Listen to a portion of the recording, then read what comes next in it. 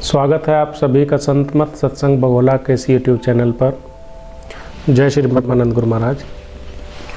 फरीदाबाद से जिज्ञासु हैं दीपांशु जी, और वो प्रश्न भेजते हैं कि गुरु महाराज कृपया बताने की कृपा करें कि जीवन क्या है और जीवन हमारे चलाने से चल रहा है या इसको चलाने वाली कोई और सत्ता है। मेरी प्यारी प्यारी आत्माओं, आज का जो प्रश्न है फरीदाबाद से एक सज्जन हैं, तो जो उन्होंने प्रश्न किया, जो मैं समझा हूं, जीवन क्या है,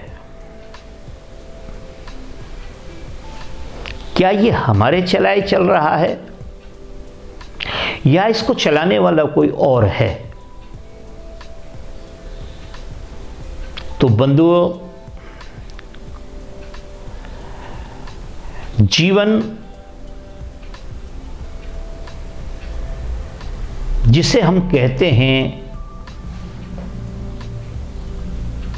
वो परमेश्वर के चलाए चल रहा है।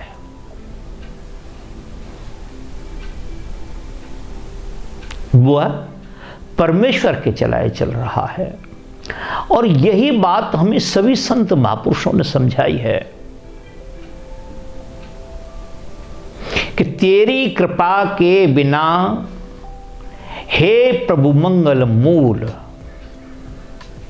तेरी कृपा के बिना हे प्रभु मंगल मूल, पत्ता तक खिलता नहीं, खिले न कोई फूल।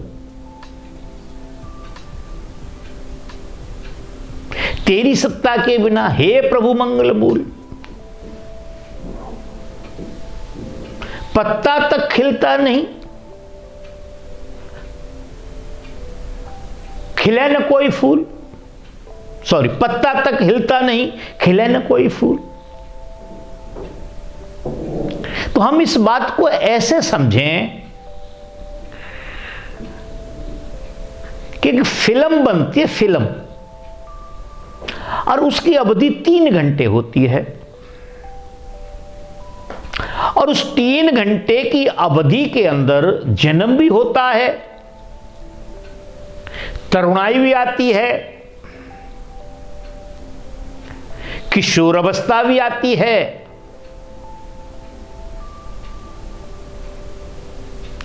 और फिर बुढ़ापा भी आता है, और फिर उसी 3 घंटे में उसकी मृत्यु हो जाती है। उसमें 2 भाई होते हैं, एक बड़ा भोला होता है, एक बड़ा तेज होता है। एक सौम्य बुद्धि का होता है, एक तीव्र बुद्धि का होता है। एक बात बनाने में बड़ा चालाक होता है, और एक किसी दूसरे की बात को समझ भी नहीं पाता है। तो उन दोनों ने एक ही माता पिता से जन्म लिया है, मगर हुआ क्या? क्या उन्होंने कुछ किया या माता पिता ने कुछ अंदर किया? नहीं किया। माता पिता का तो वही प्रोसेस था जो हमारा और आपका सबका है,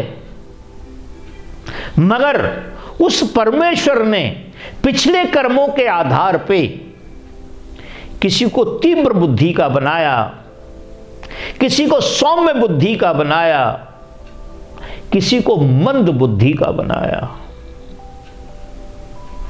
किसी को गोरा बनाया, किसी को चिट्ठा बनाया, किसी को ब्लैक बना दिया, किसी को इतना सुंदर बना दिया, और किसी को बदसूरत बना दिया। किसी का गला इतना सुंदर बना दिया और किसी का गला इतना घटिया बना दिया जिसका हिसाब नहीं। कोई जन्म से बीमार होता है और कोई लास्ट तक बीमार नहीं होता है। तो उस 3 घंटे की फिल्म में सब कुछ होता है। हम सब लोग जानते हैं, हमारे कुछ ऐसे हीरो रहे हैं जिनके विषय में एक काल्पनिक घटनाएं बनी हुई हैं कि राजकुमार जब भी डायलॉग बोलते थे तो वो अपनी तरफ से बोल देते थे। क्या ऐसा हो सकता है? नहीं, राजकुमार अपनी तरफ से डायलॉग नहीं बोलते थे। जो डायरेक्टर बोलता था राजकुमार बोलते थे। उनकी बोलने की अपनी शैली थी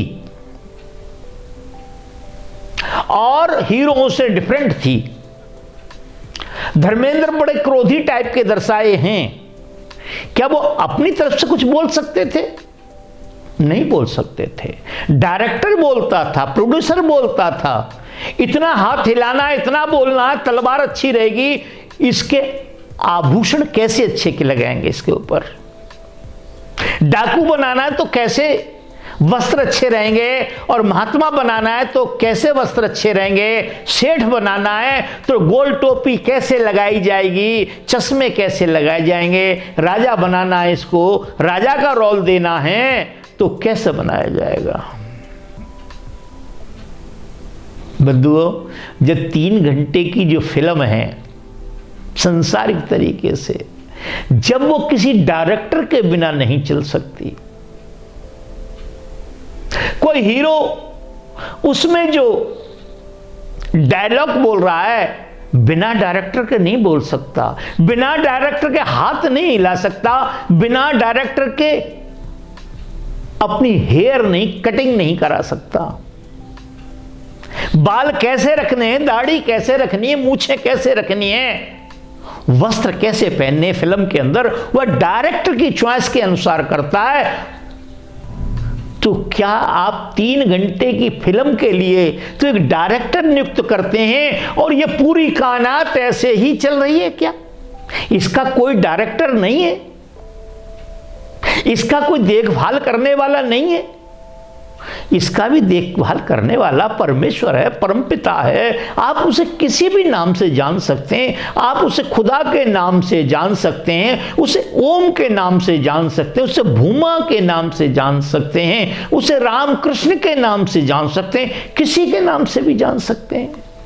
यह आपके ऊपर डिपेंड करता है किस रूप से आपका प्रेम है, कर सकते हैं। मगर वो रूपवान नहीं है, वो अनामी है और वो सबके ऊपर सत्ता